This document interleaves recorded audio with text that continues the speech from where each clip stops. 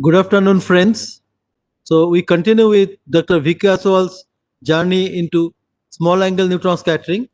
But before he starts today, there are two small announcements. One, in the next session, be ready for a practice session in which you will be shown how the data is handled with a software, and so it will be a practice session possibly which will benefit all of you planning to use small angle neutron scattering.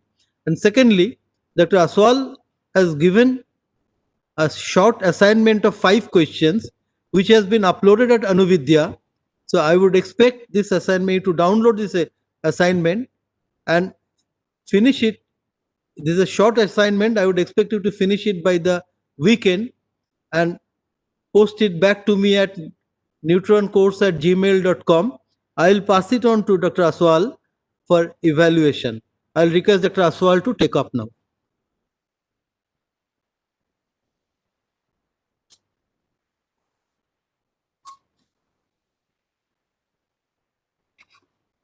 So hello everyone. Today I am going to give lecture on science applications to soft matter, nanomaterials and biology.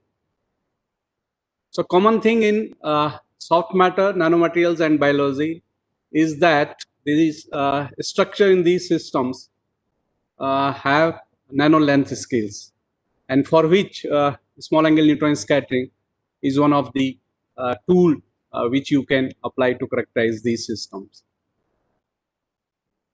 So the outline of the lecture is as follows.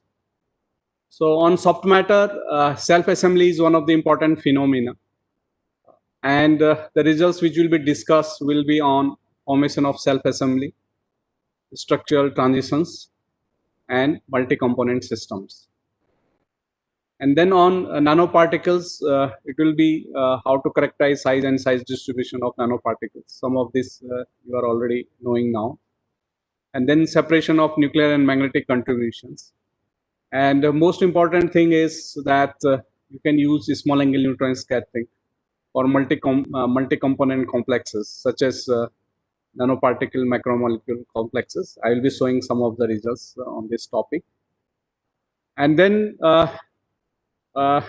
small angle neutron scattering has been extensively used for biological samples, and proteins are one of the most used systems. So I will be showing some of the results on protein structure and conformation. So it will be on structure and stability, different phases of proteins, and also the multi-component systems of protein with other components such as nanoparticle and surfactant. So let's recall what you measure in small angle neutron scattering and what are different information you can get from a small angle neutron scattering. So what you measure is for a system where your particles are dispersed in a medium. So your intensity is given by this kind of expression, and where n is the number density of particles, v is the volume of the particles, and from this you can get the information on number density and volume fraction in the system. Most of the times you may be knowing this information in your system, but if these are unknowns, you can determine them by small angle neutron scattering. And then rho is the scattering line density, P stands for particle, M for medium, and you can vary this term to get the composition. So when your system is complex or your system is multi-component and you want to get in about this complex or composition, then you can vary this contrast term, which you already learned in one of the lectures, to simplify the system and get detailed information, which otherwise by any other technique would be difficult. These are the terms which decide the functionality of a scattering intensity form factor, which gives you shape, size, and size distribution. And then a structure factor, which gives you the interaction and ordering in the system. So this is what are different information you can get from the small angle neutron scattering. It's called a versatile technique because you can see, you can get a number of information from the system. from this technique. But what makes a small angle neutron scattering unique compared to its complementary techniques are the following points, which are very, very important. And I think most of these you have been hearing already. So first is in a small angle neutron scattering, you can measure bulk sample and also under native condition. So unlike microscopy technique, your sample size is very, very small and you don't use the sample under native condition. But a scattering technique where you can use the volumes which are in the milliliter or cross section of the order of centimeter square, and the samples are measured under native conditions. You don't have to dry solvent. So this is very unique in the case of small angle neutron scattering, or in fact in the case of any scattering techniques. And then since you measure sample in bulk, you measure both structure and interaction. So like microscopic techniques, you cannot see the interaction evolving in the system. But in the case of small angle neutron scattering, you not only measure structure, but also you can measure the interaction in the system. And the second lecture was to show that there are many ways to vary the contrast and much easier than any other techniques.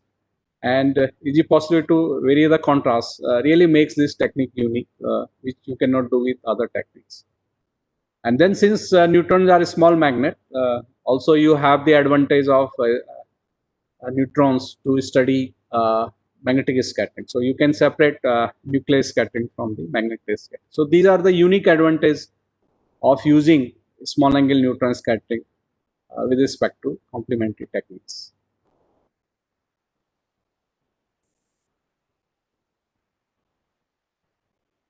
And then this I have been explaining what are the typical scattering curves, typical form factor and structure factor measured in a small angle neutron scattering.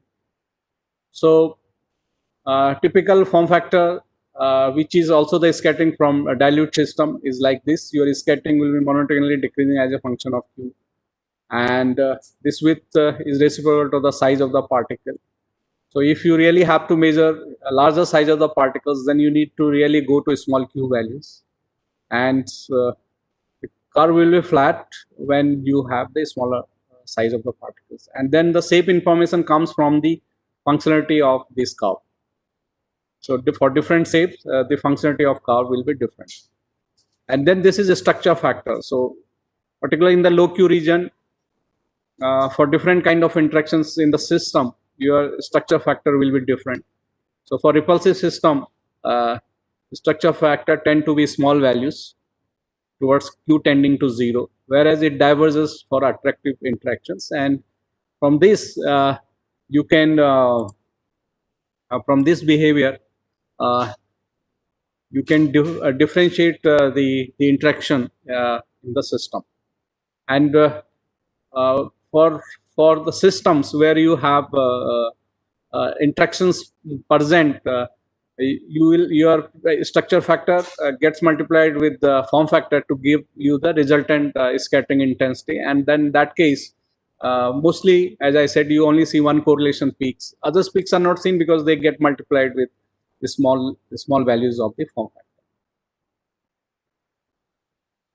And then the unique thing with the neutron scattering is that you can change the contrast in the system. So if you want to make a particular component invisible, you can systematically vary the contrast, make it invisible, and also vice versa. So any component which is invisible can be made visible. So that's the unique thing in the case of small angle neutron scattering, and particularly the system which are hydrogeneous. And this works because for hydrogen and deuterium, which are the isotope for hydrogen, your neutron scattering length is very different, but most of the physical and chemical properties, they will be similar. So without changing physical and chemical properties, you can make your system which looks very different for neutrons when you do the isotopization. So coming to applications, these are divided into 4 types. So first is soft matter, where You can study polymers, amphiphils, and colloids. And then second is biological systems, to study biological constituents such as lipid membranes, proteins, DNA, viruses. And in nanomaterials, you can look at systems such as nanoparticles, carbon nanotubes, alloys, ceramics, and so on. And then another topic which is widely studied and can be only studied if you want to look at the structures of flux line is by small angle neutron scattering. And you can look phenomena such as vortex structures, flux lines melting, flux lines spinning. And this works because these flux lines are magnetic and neutrons are also magnetic. So you can have magnetic interaction of neutrons with the flux lines. But amongst these, I would say 70 to 80% systems are soft matter or biological systems, which are studied by small angle neutron scattering. And the reason being that these are heterogeneous systems. So both soft matter and biological system, you will find constituents which are heterogeneous, and that gives you the opportunity to change the contrast. And also, so that means you can vary the contrast. And also, most of these systems, you want to see them under native conditions because their properties you want to measure under native condition, and scattering technique is the techniques which can give you these information under native condition. And then nanomaterials, I would say mostly you use microscopic techniques like TM, SEM, and also widely used is small angle X-ray scattering. And but there are some systems which cannot be measured by these techniques. You can use small angle neutron scattering, and most of these would be to separate nuclear and magnetic interaction. And also when your sample is thick and you want to measure, then you have to use small angle neutron scattering. And then, as I said, the small angle neutron scattering is only unique technique to look at the structure of flux lines because of magnetic nature of neutron and that of flux lines.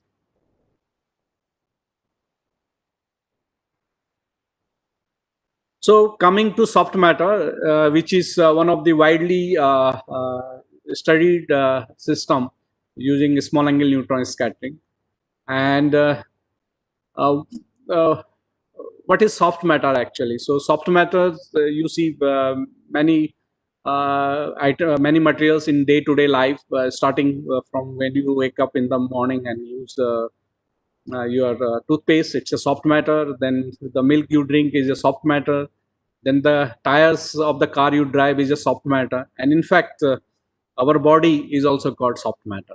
So what are the properties of soft matter and how it is different from hard material? So soft matter, unlike hard material, is characterized by low shear moduli. So they will have low elastic constants, much less low elastic constants than your hard material, and that gives the softness. So low shear modulus means it is easy to deform them. So the softness of these materials comes from low shear moduli or low elastic constants. And then another important property is that they are neither solid nor liquid. So they are viscoelastic. So you have both viscous, that is like liquid-like property, and also elastic, solid-like property. So these materials will be viscoelastic, neither solid nor liquid. So like a ketchup. Ketchup is neither solid nor liquid. So what does this mean? So that it will not flow until you tilt it, and once you apply a sear and then wait for some time, then only it starts flowing and behave like a liquid. But otherwise, when there is no shear, it is like a solid. So that's how these are viscoelastic. And then another important thing about soft matter is they are characterized by weak interactions. So the forces which are holding them uh, can be disturbed by the KT energy. So like biological systems. So if you can see that if the temperature increases, we start getting fever. And the reason being that many of these biomolecules, they start getting deformed. So see that even a small change in temperatures can change the properties of soft matter because they are characterized by the weak interactions. And then most important thing why we make use of a small angle neutron scattering to these systems is because the length scales which characterize soft matters are mesoscopic or nano length scale. So typically order of the nanometer, and that's where that SANS also probes. So that's why this technique is widely used for soft matter. And then the constituents of soft matter consists of materials like polymers, surfactants, colloids, biological systems, membranes, liquid crystals, and also granular glass. So a wide range of materials come under soft matter. And good thing about soft matter is that it is a multidisciplinary research. So you have people coming from different disciplines working in this field, including physics, chemistry, biology, chemical engineer, material science, and so on. And this field was earlier called as complex fluids, and only it is being called soft matter when Professor D. Janes got Nobel Prize working in this field in 1991 for developing methods which can be used for soft matter, otherwise used for simple systems. And since then these materials are otherwise earlier called as complex fluids are now called as soft matter. And when you do research in this field, then what we try to address is the link between structure interaction and macroscopic properties. So basically what you look is the properties of soft matter, and if you want to understand these properties of soft matter, you have to understand the structure and interaction, and that correlation from structure property will comes from the small angle neutron scattering. So the purpose of a small angle neutron scattering is to correlate between structure interaction and microscopic properties of the system. So self-assembly is one of the important phenomena seen in soft matter. And basically what happens most of the times you see the system which are hydrophilic, means they will be soluble in water, or hydrophobic, they will not be soluble in water. Like oil is an example of hydrophobic, and hydrophilic like salt, they will be solubilized in water easily. But if you have the molecules called as amphiphilic molecules, they will have both the parts. One part which is hydrophilic, means can be dissolved in water, and another is hydrophobic, which cannot be dissolved in water. So if we mix these two in one molecule and dissolve them in water, so what happens is they will have a tendency to go at the surface, because in the surface the part which likes water will be in touch with water, and the one which does not like water will go away from the water. And what happens if you keep on increasing this concentration, then above concentration called as critical micelle concentration, they aggregate, they self-assemble. You don't do anything, you just keep on increasing the concentration, and then our concentration called CMC, they self-assemble and form this kind of aggregate which is called micelle, which is self-association process. And you can find the formation of these kind of micelles by measuring the surface tension. So what happens, surface tension keep on decreasing till CMC, and once your surface has been saturated, then most of these molecules, whatever you add now, will form this kind of aggregates, and then the surface tension is constant. So and I mean, if you want to wash your clothes with just water, then you will see that many of the darts or oil from your clothes you cannot remove, even you increase the temperature of water. But if you add little bit of detergent, so immediately you can clean dart or oil attached to your clothes. And this happens because of the formation of these kind of micelles, where your dart which is not soluble in water goes inside these micelles, and then with water you can clean this face of the micelles. Also if you wonder, we eat a lot of oil, fats, and how our body, where mostly consists of water, 60 to 70%, and how this is solubilized. So our liver produce these kind of amphiphilic molecules, and they can solubilize your fat or oil inside these bile salt micelles. So also the solubilization of fat and oil in the body is because of these kind of small micelles. And then you also use these micelles for nanoparticle synthesis, because you can allow the constituents of the nanoparticles to come inside this part of the micelles and grow. And you can also change the solvent from water to oil, where these tails will come out and this hydrophilic part will go in. And in that case, you can also grow the hydrophilic particles. And then also you can use these kind of aggregates for drug delivery and so on. What is interesting is these structures are not only formed in the spherical shape, they can go to different shapes like rod-like, bilayers, or even vesicles, onion kind of structures. And if you increase concentrations, then they go to liquid crystalline phases like cubic and hexagonal, lamellar, and even bicontinuous. So a lot of structures by varying the concentrations and also the changing temperature and in presence of additives, you can get different kind of structures. And by making different structures, you can tune the properties of the systems, such as flow properties, solubilizing properties.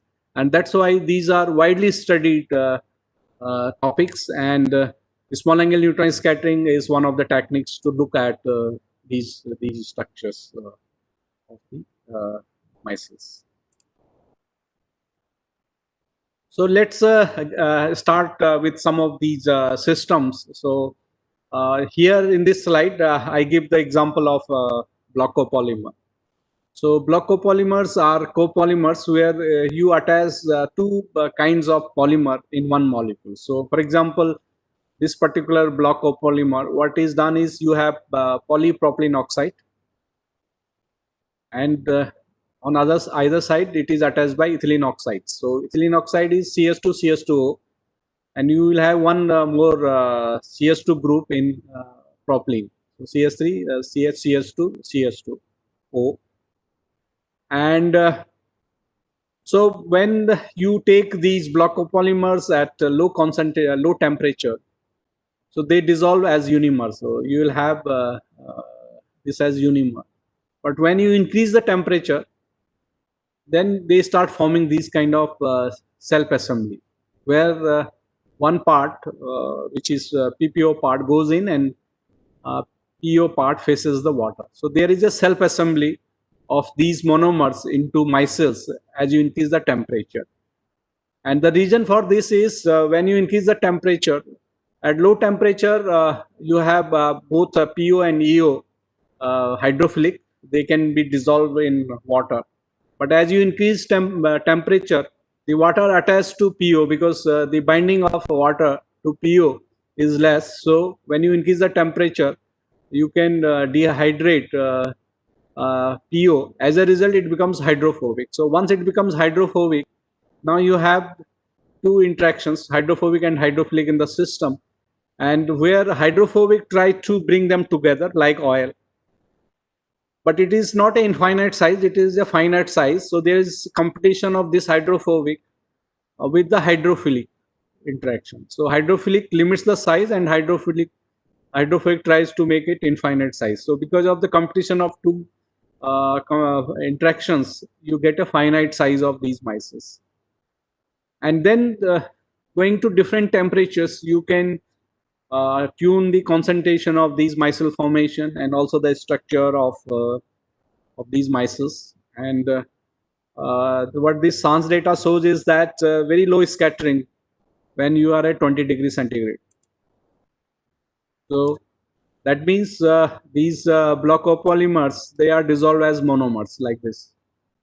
So your scattering is low, and as I told, your scattering is proportional to volume. So as your volume is low, your scattering will be low. But you see, when you go to higher temperature, 26 cm, Ca is around 25 degrees centigrade. So this, your scattering intensity increases in the low Q region as the temperature increases. And this is where you start forming these kind of micelles. And when you further increase the temperatures, then there is a also dehydration of water from the this cell of these aggregates.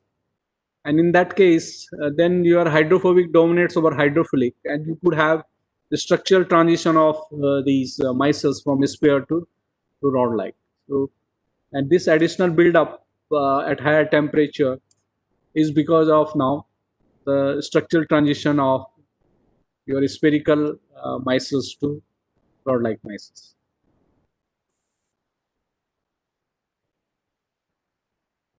This is another system where again you can tune self assembly. And how do you tune in this case self assembly? You have a hydrophobic tail, and then you have a head group attached to this, which is ionic. So what happens when they form this kind of assembly? As I said, you have attractive interaction between these tail and repulsion between these head groups, because once these bromide counterions like salt dissociates, so you will have plus ions here and plus ion here, so they will repel. And that decides the size of these micelles. But now what you do is, instead of just one ionic part attached to this hydrophobic tail, you attach two heads actually. So if you attach two heads, that means your effective charge at the head will increase. So once it is more repelling, will oppose the formation of these things. And you can experimentally verify by designing these kind of molecules how much you can reduce the self assembly. So you can see in the first case your aggregation number is very high, so it's 244 of such molecules they attach to form this kind of micelle. But once you add two heads to this same tail, then it reduces to 42, 48. And then you add further 3, then it reduces further to 28. So self assembly can be reduced when you increase the number of these heads, effectively giving more charge to the heads of the uh, amphiphile molecule. And interestingly, what you also see is this conformation of a tail. So this tail, actually, you have the same alkyl tail, which is hydrophobic tail for these surfactants, and that decides what should be your the conformation of the axis of these micelles. But you can see that when you increase number of heads, then your surface area required to incorporate these heads, you need to be higher surface area. And when does surface to volume ratio increases for a given size? When the size decreases. So to accommodate these bigger heads, what happens is your this semi-minor axis decreases as you increase the number of heads. So this is very important, where by increasing the number of charges at the head, you can tune the structure of micelles and also the conformation of tail inside the micelles. And interestingly, what was found was that for these kind of structures, if you add some additives or you change the temperature, these structures are more stable or highly stable with respect to temperature or with respect to any additive, which otherwise will change the structure of these micelles.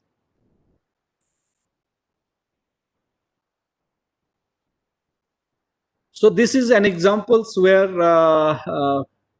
by tuning the interaction of amphiphilic molecules, you can generate different kind of structures in the system.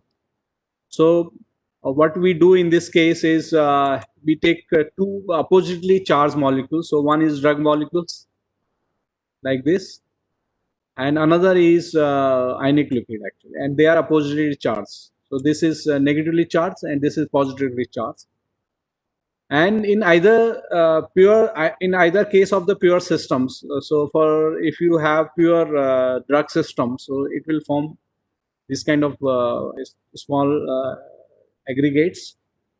And also when you have only ionic liquids, it also forms a small aggregates.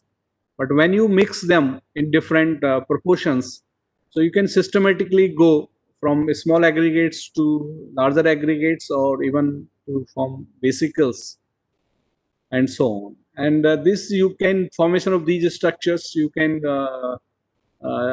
verify by doing a small angle neutron scattering. And you can see that you have interactive system at the low fractions of either components, and when you increase them, your functionality is completely changing, where they form rod-like and vesicles in the system. And also you can support these kind of results by complementary techniques like DLS, where depending on the size of a structure in the system, your correlation function will be different. And also, since the system goes from uh, negatively charged to positively charged, or other way, from positively charged to negatively charged, and this can be verified by the zeta potentials. So where you can see uh, when you have low concentration of drug in the ionic liquids, these are systems having negatively charged, and this side you have the systems which are now negatively charged. Here they are positively charged, they become negatively charged in this case. So zeta potentials, you can also find what is the charge on the these aggregates. This is the system where you can get different effects for the two systems. And once under the same conditions, you have two systems which are behaving differently, it means you can mix them and to make a system which is then independent of the situation. So for example, in the case of non ionic surfactants, when you change the temperature, so no significant change is seen. And but when you increase the temperature for non-ionic surfactants, then you have a sphere to rod transition. And when you add salt like potassium chloride, then for ionic there is no change. But when you add this salt, the same concentration range to the non-ionic surfactant, then there is a sphere to rod transition. Whereas when you add the potassium bromide, then uh, the system which was not showing any effect with potassium fluoride now starts showing sphere to rod transition. And also in this case it is reverse. So it means that you can mix these two systems to control the effect of potassium bromide and also effect of potassium fluoride. So when you have opposing behavior of two surfactants under the varying conditions, you can mix them to make sure that there is no temperature effect or the salt effect on these systems. This is another example to show that you can use a small angle neutron scattering for multi-component system. And this was a system where you are looking at gel phase of block copolymer micelles of these structures, gel phase of these structures. And this was the range actually. So if you don't have any other component in the system, so you have lower melting temperature and higher melting temperature. But when you add these kind of constituent to the system, then you can see you can increase this range. So from here to this range you can go. So your gelation region is enhanced. So lower melting temperature and higher melting temperature are enhanced. And in order to understand how these are enhanced, you want to know what is the effect of this component on adding this component. And then what we found by small angle neutron scattering is that when you add this component with this component, they form these kind of mixed system. And because of the mixed system, you can get additional stability at both lower and higher temperature of these micelles. And that is provided by contrast matching these surfactant molecules. And once they contrast match, and if this was the case, then you would have seen very different scattering profile. And but if it is the case, your scattering intensity will decrease, but you still see the mixed micelles which are formed in the system. And then only there will be scaling of the data, but functionality of your scattering curve will more or less remain same. And this is what we confirmed by doing the small angle Newton scattering.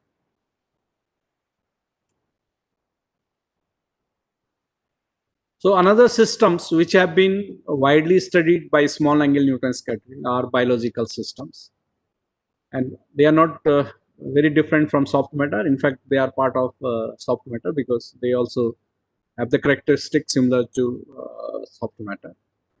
And what works uh, small angle Newton scattering for biological system is that as I have been saying that you can do solution scattering under native condition, and then you have high contrast of hydrogen component if you change the solvent from H2O to D2. Just by changing solvent to D2, you can get high contrast. And then if you have a multi-component system, you can do the contrast variation. So this is what you can do with the small angle Newton scattering, and that's why this SANS is a useful technique for biological system. And from the biological macromolecules point of view, what works that you can use small angle Newton scattering is that they have well-defined size and composition. So whenever you take a protein, so they will have a well-defined size and composition. And also, if you look at different biomolecules, they will have well-defined chemically different components. So if you have different components like lipids, sugar, nucleic acids, proteins, they will have different compositions, different ratio of carbon, hydrogen, nitrogen, and oxygen. That means uh, you can contrast match these constituents at different contrast ratio of S2 and D2, and that is why you can study them by small number contrast. And this is very important slides.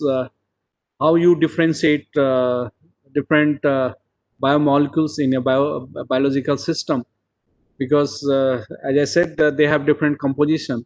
So once they have different compositions, they are contrast match for different percentage of D2O in H2O D2O solid.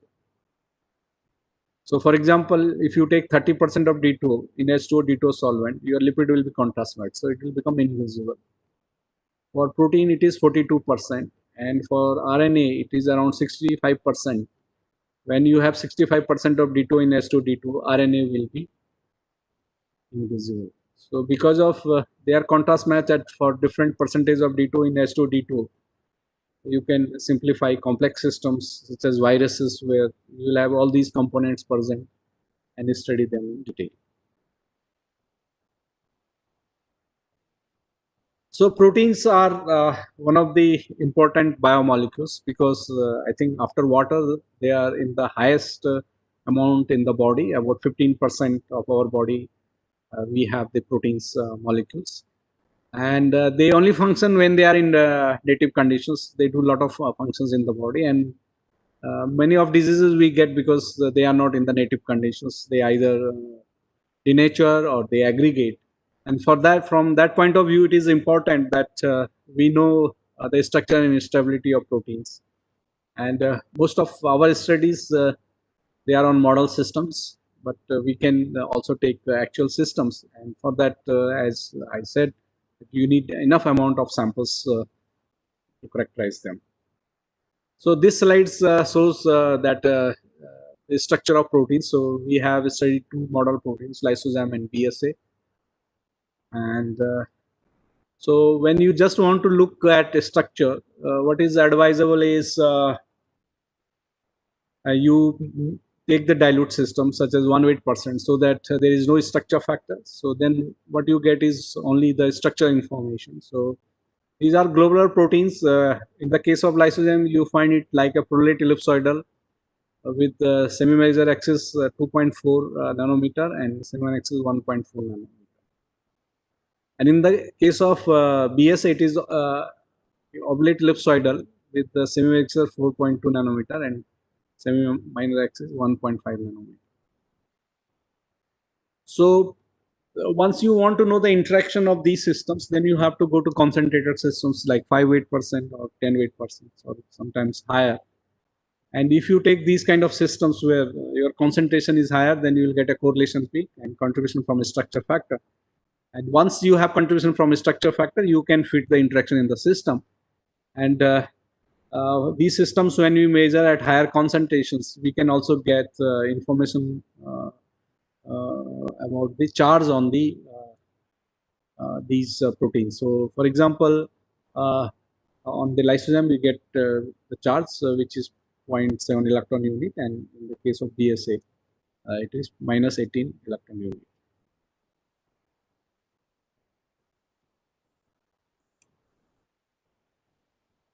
So this is a slide which I had also shown last time. You can look at the interactions using a small angle neutron scattering, and this is, and as I said, to look interactions, you have to use concentrated system, and in this case, we have used 5 weight% protein sample, and then we are looking because we know these are charge stabilized systems. And since these are charge stabilized system, addition of additives such as salt will make an important role. And particularly for these systems, we see there is a liquid-liquid phase transitions. Proteins go from dilute protein concentration to protein-rich concentration, and which can be used in the protein purification. And what we have seen is that we need to fit two potentials which look after repulsive part in the system and also attractive part in the system. And so there will be 4 parameters in the system. So magnitude and the range of attractive part, and also the magnitude and range of the repulsive part. And what has been seen is when you add salt, your magnitude of your attractive part increases, and that of repulsive part decreases, and your range will be reciprocal to this thing. So Z decreasing means your range is increasing of attractive part, and in this case Z is increasing means range of repulsive part decreasing, and which is expected for the this kind of repulsive part when you add this ionic strength. And once you know the parameters, you can plot these potentials of they vary as you add this.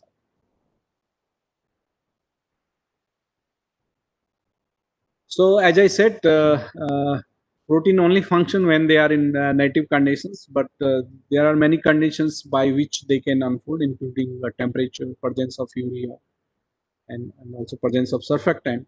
So in this case, what is seen is how protein unfolds in presence of area, where area is well-known denaturating agents. So urea can directly or indirectly interact with protein, and in that case, what happens when you have a protein which is in folded structure in native condition, and when you add the urea, then it can go to an unfolded state actually. And then what we want to see is we want to see these proteins when you add urea. And for that, you made protein solution in D2O and then add the urea to this thing. And what you can see is particularly up to 4 molar concentration, you have scattering profiles which are of that of globular structure. But above 4 molar, what we see is that your scattering profile changes, and now it is of that of unfolded unfolded protein, which is like a random coil conformation. And for this, we get a radius of gyration. So these kind of experiments you can do by chance, because you will see the change in the functionality of your scattering curve, and from that you can get information about the conformational changes in the biomolecule, if any.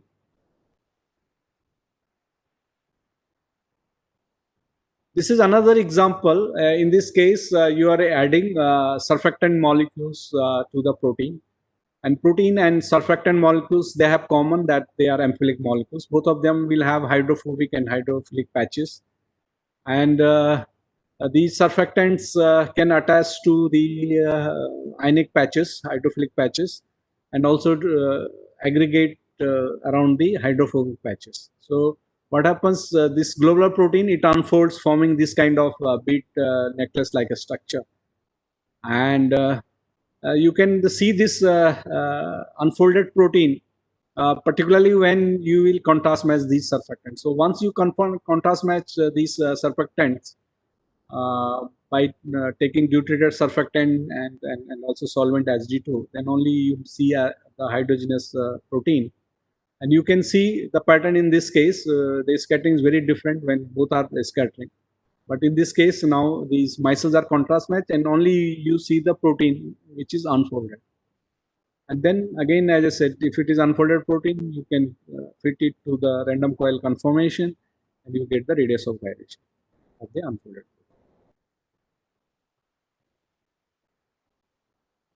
Also, many times, what happens when you boil a egg. So a liquid like phase goes to the gel phase, and basically what is happening on heating is these protein molecules, they get denatured, and to avoid their exposure to water, then they finally aggregate actually. So these are nothing but what happens at higher temperature. There is some sort of aggregations followed by the gelation. And for that, you can do small angle neutron scattering. So up to 60 degree, nothing happens. So it means you need a minimum temperature to gel the egg actually, or to gel a protein. And up to that, they maintain native structure. But once you go to higher temperatures, then you have created so much exposure of these molecules to waters. That hydrophobic patches, now they don't want to face water and they aggregate. So they will form this kind of gel structure which can trap water, and that's why it becomes gel. So this kind of thing you can get by the small angle neutron scattering. And for this kind of fractal structure or gel structure, what you see is that they are characterized by fractal structure, and the softness of gel you can correlate with the fractal dimension obtained by small angle neutron scattering. So coming to last set of examples on nanoparticles. So one thing what you determine is size and size distribution. So in this slides, you have the data from different sizes of nanoparticles, and you see clearly this difference where the width of the scattering curve is different and also the magnitude is different. And then you can fit by the form factor of a spherical particle and also some distribution for size, and mostly you fit asymmetric distribution like log normal or Swiss distribution. And once you fit this kind of form factor and size distribution, you can get the mean size and the quality specific.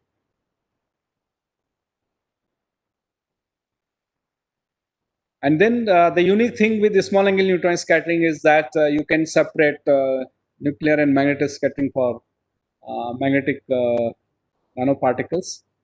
And as I said, one of the lectures, you measure, because neutrons are spin half particles, so you measure scattering intensity for two states of the neutron, up and down. And when you add, this is the scattering law, and your scattering will look like this in 2D detector. But when you subtract plus a state when you subtract, you make this difference of scattering from two states, plus and minus, then it is proportional to sine square alpha. So you will see a scattering profile like this, where it is proportional to sine square alpha, where alpha is the angle between the direction you are measuring from the direction of field applied to the sample. And what is interesting in this case is if you have a weak magnetic scattering in the sample, then from this it is very difficult to measure, because uh, your error bars will be very, very high. But if you have weak magnetic scattering and you measure the difference of two states of neutrons, then it gets magnetic scattering gets multiplied with nuclear scattering, and that way we are not measuring a small amount now. And from this, you get the when alpha is 0, you get the nuclear scattering, and once you know the nuclear scattering, you can get the magnetic scattering. And now you can see you get a magnetic scattering which is about 2 order less than nuclear scattering, and you can see that it doesn't have higher error bars. So you can measure it precisely, even though the magnetic scattering is much weaker than nuclear scattering. And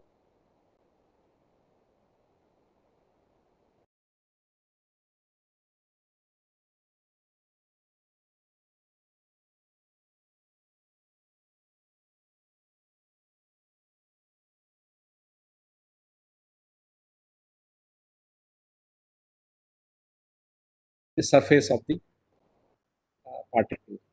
And if you want to understand the magnetization behavior of bulk and the nanophase, and people have seen that the magnetization in the case of the nanoparticle is much large, much smaller than that of bulk. And if you want to know the reason, and then this size would be correlated with this difference in the bulk in the magnetization of the bulk versus nano power of the magnetic particles.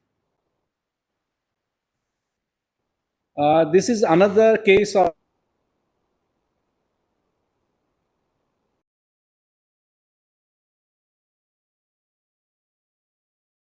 it was known in the literature was very low yield of gold nanoparticles. So this color is coming because of the formation of gold nanoparticles, because they show the surface plasma resonance, and this was very low.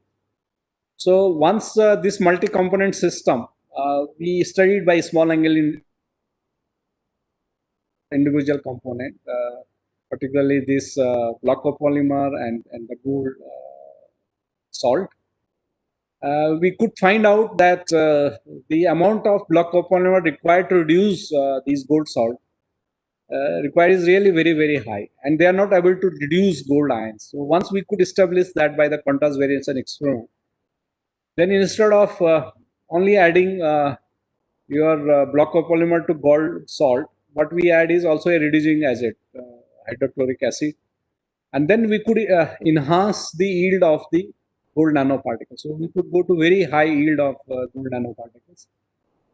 And this was only possible because we could understand the role of individual component in the synthesis of gold nanoparticles. And once we synthesize these gold nanoparticles, you can use them to study their interaction with proteins. And again, you can use a contrast variation experiment to just look the adsorbed protein on the gold nanoparticles and find how they are adsorbed on the nanoparticles. So this is another example of multi-component system that can be studied by small angle neutron scattering, and also you measure both structure and interaction in the system. And what is seen is if you have a charged nanoparticle solution, and as you add salt, so if you add monovalent salt or also divalent salt, so at higher concentrations, very high concentrations, so you start seeing the aggregates of the nanoparticles. So because aggregates can scatter light, so you start seeing the system turbid. This is because you start getting the aggregates of the nanoparticles in the solution. But when you add multivalent salt, we have seen unusual behavior. And in this case, in the beginning, it behaves like monovalent salt, where you will have the aggregates of the nanoparticles. But at higher concentration, there is a reentrant phase. Again, you start getting a stable phase. So this reentrant stable phase, now we want to understand by small angle neutron scattering in terms of how the structure interactions have been evolved. So we carried out small angle neutron scattering for these systems, and then from that we get the interaction potentials in the system, and you can see when you add a small amount of multivalent salt to the sample, your repulsive interaction becomes attractive, more and more attractive as you add more and more this salt. So this is the system where it is going from stable to the two-phase system, where you have the aggregates of the nanoparticles, because the system is becoming repulsive to attractive. And when you further increase the concentration of multivalent salt, then it becomes clear. So in this case, when you look at the potential, then potential again from attractive, now it becomes repulsive. So this green line, so in this region, so you can see this again becomes repulsive. So our calculation of interaction potential clearly show that system goes from repulsive to attractive to repulsive, and that the system becoming repulsive gives rise to reentrant phase behavior of the system, which is unusual and beyond the general theories of colloids. So to understand, we also have measured zeta potential, and what you see interestingly in the zeta potential is that in the pure nanoparticle system, your zeta potential is high and negative, and then it becomes turbid or goes to two phase in the when you increase the concentration of multivalent salt. But at higher concentration of multivalent salt, there is change in the zeta potential. So it goes from negative to positive.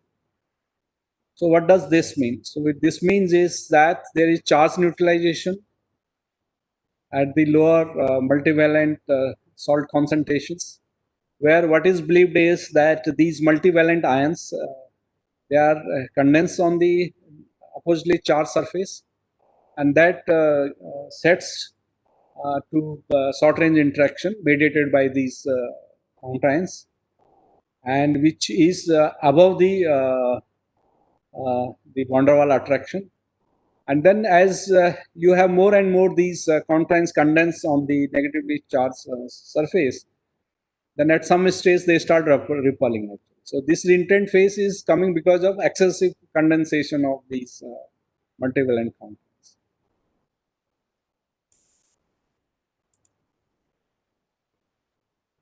And this is not only with the multivalent counterions, but we have also seen similar behavior when we add polymer to the nanoparticle. So this polymer is non-adsorbent. So this polymer cannot adsorb on the nanoparticle.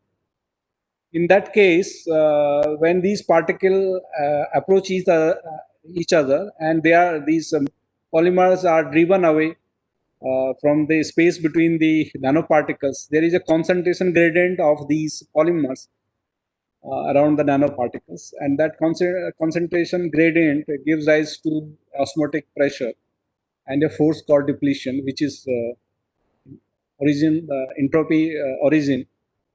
And because of that depletion interaction, you get these aggregates. But if you go to higher concentration of these polymers, again, this clear phase reenters actually. So this reentrant clear phase can be explained now because of polymer repulsion. So here it is depletion which is giving rise to this two phase, and it is clearing to one phase because of now polymer repulsion suppress the depletion interaction, and then there is no depletion interaction between the nanoparticle. And this quantitative information on these can be obtained or have been obtained using small angle microscope. So the last set of results are on nanoparticle-protein system. Again, these are multi-component systems used in wide range of applications from drug delivery to sensing. And what you see is that adsorption of these these proteins on the nanoparticles. So they adsorb, and since they are oppositely charged to get adsorbed on the nanoparticles, also there is attractive interaction which sets up between these particles, and as a result the system goes from one phase to two phase system, and this two phase system can have these kind of fractal aggregates, which is mediated by the protein adsorption. And this formation of two phase we have seen first with the dynamic light scattering, where you can see the effective size increases because now you start seeing the attractive interaction in the system, and that attractive interaction leads to the two phase formation of two phase, which is reflected in this size, and very high concentrations you only see the two phase in the system. And when you do small angle neutron scattering, then as you know, you can look at the interaction in the system, and again, so you can use two eco potentials looking after both attractive and repulsive part of the interactions. And what we minimize in this case is number of fitting parameter, and that is done by taking the pure nanoparticle system, and from that what you get is that fixed values of these parameters of repulsive part of the interaction. So once you know them, then as you add proteins to the nanoparticles, then you look at the attractive part, which is modified because of addition of the protein, and then you can see the magnitude is increasing, and reciprocal of the this Z parameters decreasing, which is the range of the potential. And also because we measure scattering intensity in the absolute scale, then what you can also measure is the population of these nanoparticle, which is getting converted into aggregates. So this can be obtained by small amount test. And then you can have different proteins behaving differently. So one is which is getting adsorbed, another one which is not getting adsorbed. And when you see their phase behavior over a wide concentration range, and then you find that you can get similar behavior to that of one which is not adsorbed to that which is adsorbed. But the driving interactions are, as you see, are different. In this case, it is short range interaction which is mediated by the lysosome protein, and in other case, it is long range attraction which is mediated by the non-adsorbing BSA protein. So one is because of electrostatic interaction, and another is because of depletion interaction. And then, of course, when you have a three component system where nanoparticles coexist with protein and micelles, and then you get a very complex system in the system, and you can simplify them by doing the contrast variation experiment. So, for example, when you match nanoparticles with the medium, then only you see the, the protein surfactant complexes, and then you can see these protein surfactant complexes are similar to that of attached when added with nanoparticles. And also you can contrast match micelles, and then again compare them with when you have these complexes with nanoparticles. So what I'm trying to say is you can simplify the system when uh, uh, when you have them in number of components. So to conclude, I would say SANS probes a length scale of 1 to 100 nanometer, making it useful for wide range of fields, particularly soft matter, nanomaterials, and biology, where I just show some of the examples. And then SANS has unique advantages because of it measures bulk sample in under native conditions. Both structure interaction can be determined. There is the possibility to vary the contrast for complex system and study of magnetic samples. And how do you get different information? Because sound signal depends on the product of form factor and structure factor. Structure information are obtained through P of Q, and interaction is determined by S of Q. And if you want to get the composition, then you do the contrast variation. Thank you. And if you have any queries, you can please ask.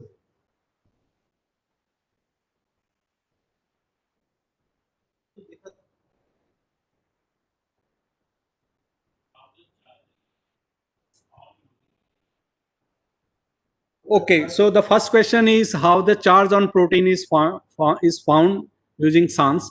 As I said, what you measure in a small angle scattering is form factor and structure factor. So when you have a structure factor, particularly when you make use of concentrated samples, then you measure structure factor, and structure factor depends on the charge. So charge will be one of the parameter. So once you have a structure factor, you can get the charge on the proteins.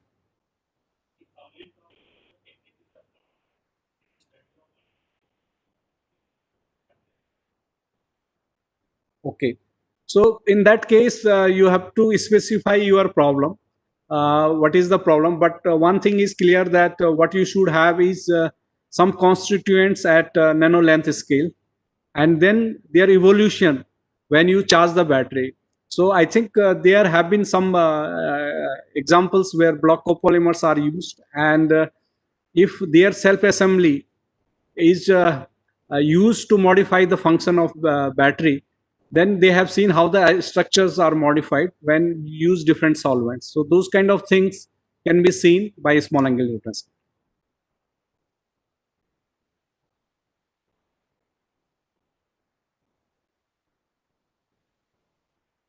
Thank you.